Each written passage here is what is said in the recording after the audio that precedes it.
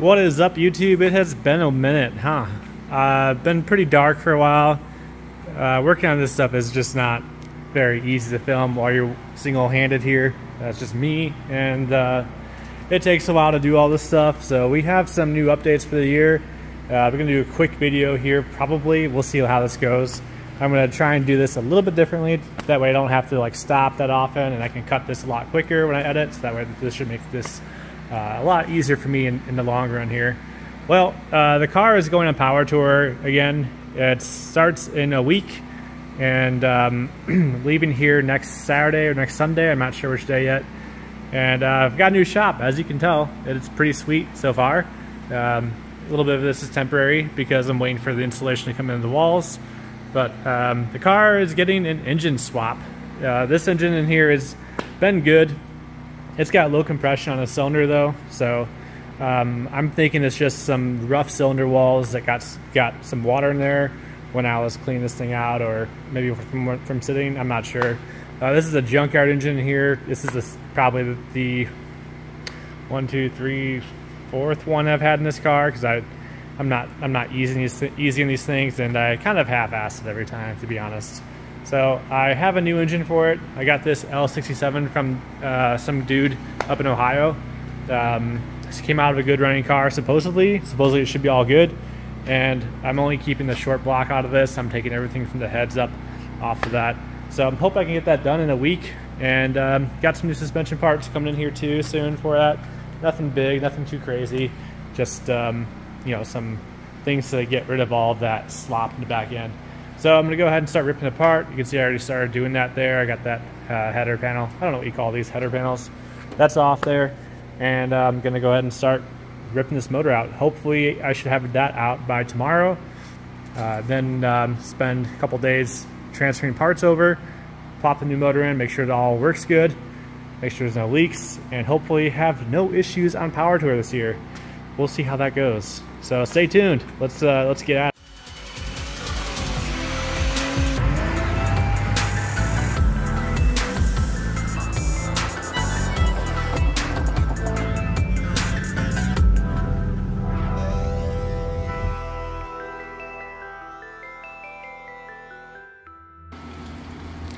Alright, this is my least favorite part about tearing apart any car, is trying to get all of this coolant into something and into a bucket without making a mess. And I don't want to make a mess in my brand new floor.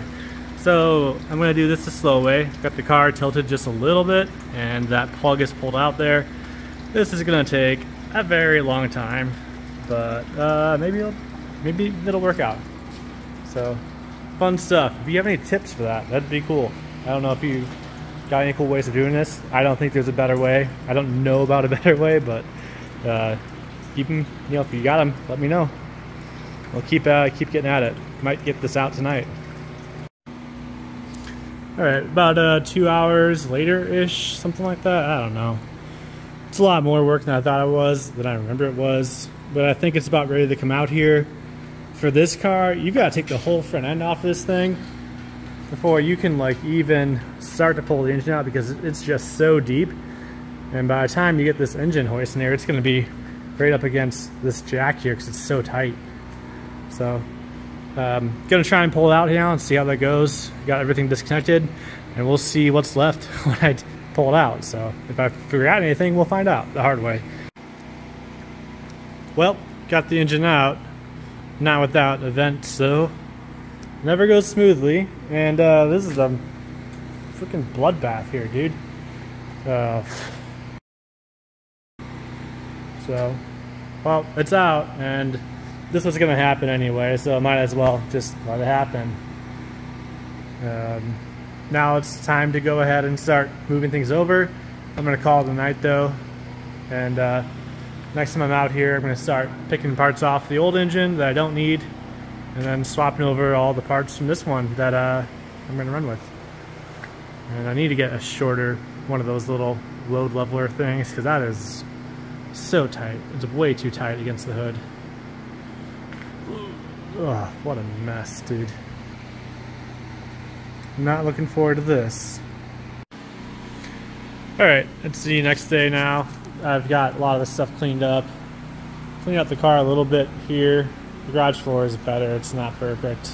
Disappointment, but did some power washing in here. It's a little wet, so this will dry for a little bit. And next thing you need to do is take these engines, take them both apart, swap the parts from this one onto this one, and then just put that stuff in storage somewhere. So everything is coming off this, from the cam to the heads to the lifters to the flywheel to the twin disc clutch to the adapter plate to the exhaust. Everything is coming off of this and going onto this one.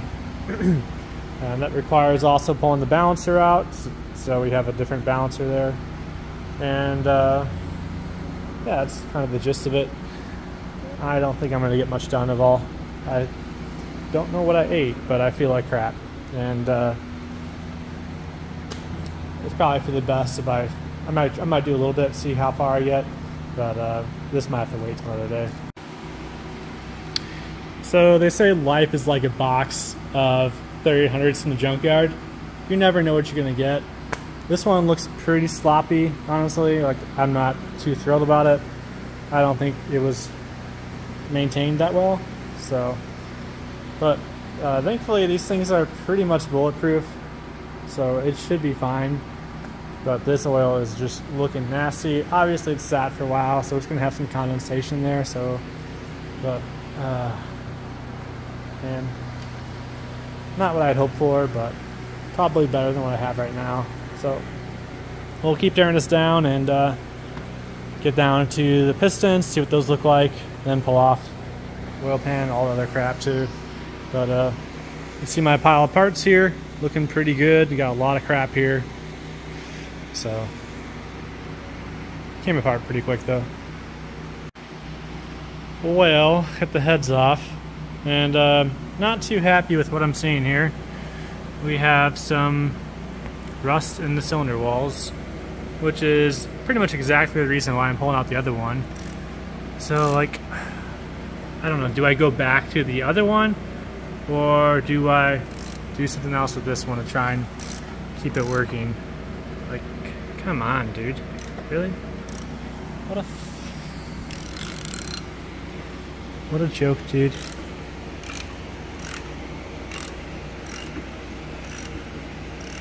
And this one especially, you get down in here and it is just pretty awful. Well, things have taken an unexpected turn. I'm here at my storage unit, and I'm picking up this engine because none of the engines I have at home are any good, and I think that this one actually has a possibility of running okay. This one has about 230,000 miles in it, maybe more, 240-ish. Came out of one of my old cars. It was my first supercharged 300 I ever played with, and I put this in the car for a while, and I pulled it out because it was making a lot of noise, and it turns out the lifters were trash, and so was the cam, so that might have been all that's wrong with it. I think it had low oil pressure, but I don't remember. So it's probably fine, I think. At least it's better than what I have there, I think. So I think I'm gonna go ahead and run this engine. So I'm gonna put this in the truck, load it all up there, throw it on the trailer, strap it down, and hopefully get this whole thing moving, man. Because running out of time and running out of options here. Let's get to it. Okay, so I've got the new engine here. Well, this is really the old engine. Like I said, this came out of a car I used to have. Had about 220,000 miles in it when I pulled it out. And then I probably put another 10,000 on it when it was in this car for a while. And it had what I think was low oil pressure, but I never had a really good sensor on here, so I'm not really sure where it was at. It never made too much noise from it, but it did toast the cam and the lifters on it. But again, it does have 230,000 miles in it, so maybe that's to be expected for all that. So I think I'm gonna run this one and just pull all the stuff off this, put it on there, and meanwhile I'll take that thing, shove it in the corner somewhere, because I'm not gonna use this thing for a very long time because it is done. This thing is not gonna work at all. I mean, it might work, but I think if I get a few miles in this, it's gonna just trash the rings on it, and it's gonna have the same issue that this one has, because that's what made this one have all these issues. So I'm gonna pull this one off the stand here somehow and maybe shove in the corner or something, I don't know. And then I'll get this one on the stand so I can start taking this apart, because I need to get everything off of this thing. Put it on this one and hopefully solve all of my oil leaks and everything, because this thing is just like leaking everywhere from every orifice, and then some, because I'm not even sure where the leaks are coming from on it. So we'll sort that out hopefully, and maybe have a decent engine today. But first I'm gonna go plant some trees, and I'm gonna deal with some of that stuff later. Alright, I'm getting ready to get this one on the engine stand, and to do that I've got to take off this adapter plate, and I might as well take off the clutch too to get that out of the way. It's a Monster twin disc clutch made specifically for this engine, plus the T56. It works great, so hopefully it's got some life left in it. We'll figure that out soon, but I'm gonna go ahead and get that stuff off of this engine, go ahead and put it on that stand to start working on it and tearing this apart, and taking all the good parts off this thing and putting them on that one over there. And this one is just gonna sit in the corner. It might just sit right here forever, because of course, you've got to be able to trip on your motors whenever you're trying to work around your shop, right? So that's a good spot for it. I'm definitely going to trip on that, so we'll just leave that there. But let's get to it. So I got the clutch apart here. A little bit less of an ideal situation. You can see it's got some heat into it, got some marks there. It was working just fine, so probably not a huge deal. This clutch costs like $1,800 though to replace.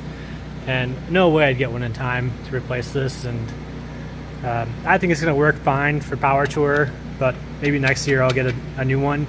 I want to get more of a race clutch next time, that way I can really beat on the thing, but this will be just fine for now.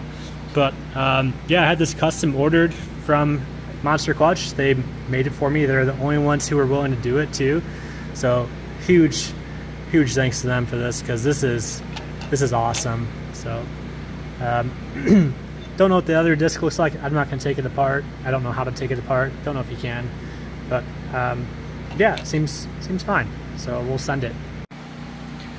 All right, so I've got the heads off this engine, and things aren't looking as bad as I thought they would be on this one. This one had low compression on a cylinder, and it was very apparent, because when you're cranking the thing over, you can hear it go, because it's like one cylinder's not building that compression it needs. And I found the cylinder that's doing it. It's this one right here. It's got that scuffing on the walls, so I'm pretty confident this is the one that has that low compression. The head gaskets look fine. I'm not seeing anything in the head gaskets that stick out to me so far. And this all seems okay. Alright, so it's the next day now. I had to call it a stop last night because I was missing the tool to pull off this balancer, and no idea where my old one is, so I had to go to the store to get one today. They're all closed yesterday. Yesterday was Sunday, so today is Monday, and I was finally able to get the part there. Still couldn't find the old one. I looked for it all around, even my storage unit. No idea where it's at, so it's probably gone, or it'll show up when I don't need it again. But I'm going to go ahead and start pulling this front timing cover off, and I can get the camshaft. I already pulled off all of my lifters, my push rods, and going to make sure I put all that stuff in the same order, get it all in this block, and get this thing prepped and ready to go. I bought some 20W50 for this. Going to run the heavies in this thing, so that way it has the best chance of surviving, even if it has a little bit of low oil pressure. So hopefully that all works out. Alright, so I've got the timing cover off. It was kind of a chore with this thing. It was really on there. But it came off. Seems fine. I guess we'll see. Here's the double roller for the new camshaft that's inside this one right now. So this whole thing needs to come off, and it doesn't come off easily. Well, this oil pump gear will. But I'm going to have to hit this with a torch to get this one off, so that way the metal actually expands enough for it to come off of the crankshaft. Got the bolt off of that, and I'm just going to take this straight out of here and into this engine. The cam journals seem to be okay, from what I can tell. I guess we'll find out here now as I focus on this. Will it focus? They're probably fine. Yeah, seems fine. For the double roller, you've got to take off this shaft in there, or the gear in that, because it gets in the way of this thing and we're not going to use that anyway. Some people will delete this entirely, but you can just leave the shaft in, take the gear out. That way you don't have an oil pressure leak, because this gets oil pressure too. And if you pull that out, it's just a leak into the lifter valley, and you don't want that. So people will plug that, or you can just leave it in there. So I'm going to do that. Going to go ahead and hit it with the impact. That's the best way to get that thing off of there, and we'll get to it. So get this in there. Okay, after much hassle, I finally got the dual chain timing set off.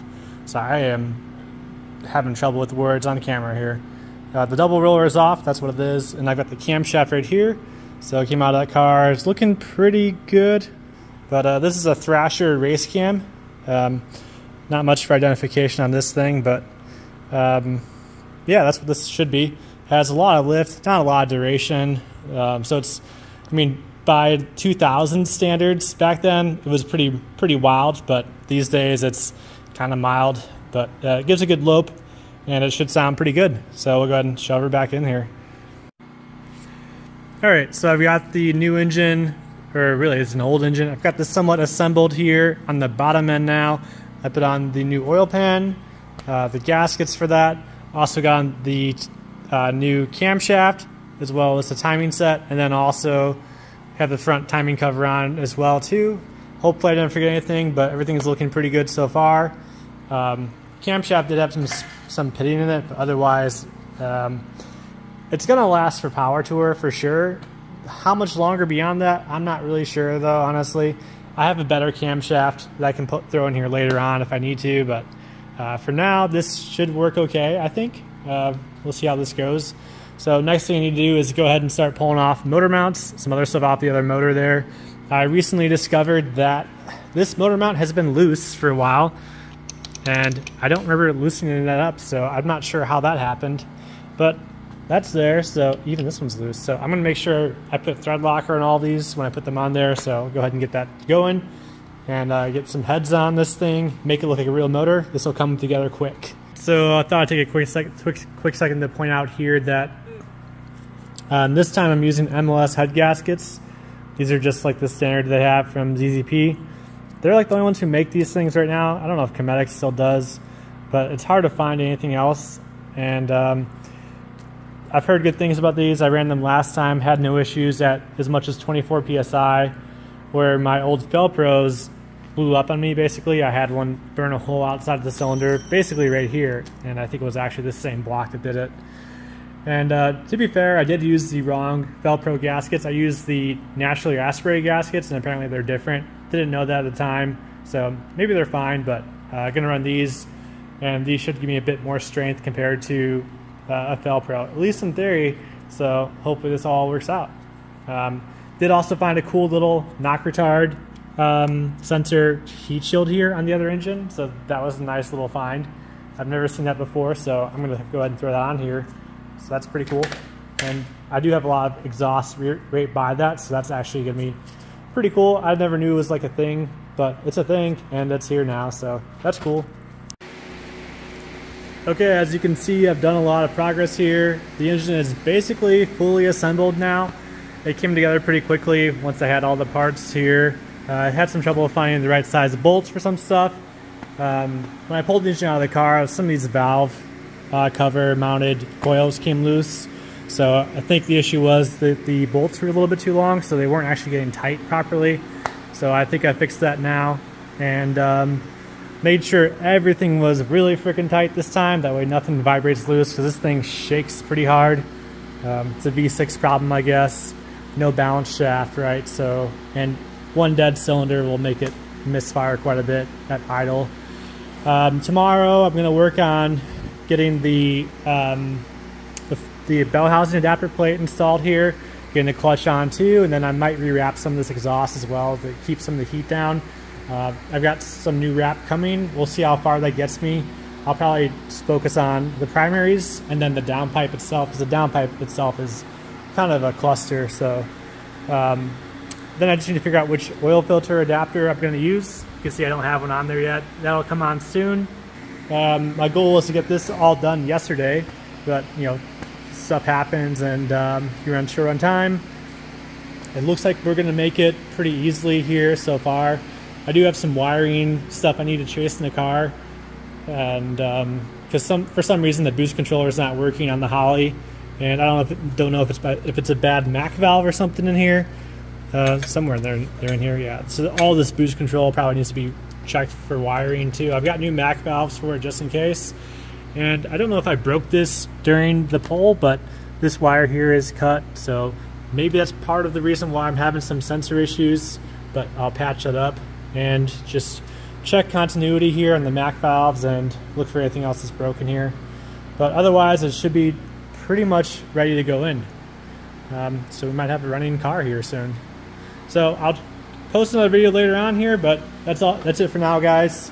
We'll see what happens. Hopefully you'll see me in Power Tour if you're there, and hopefully this makes it. So that might be the next video I upload. Thanks a lot. See you later.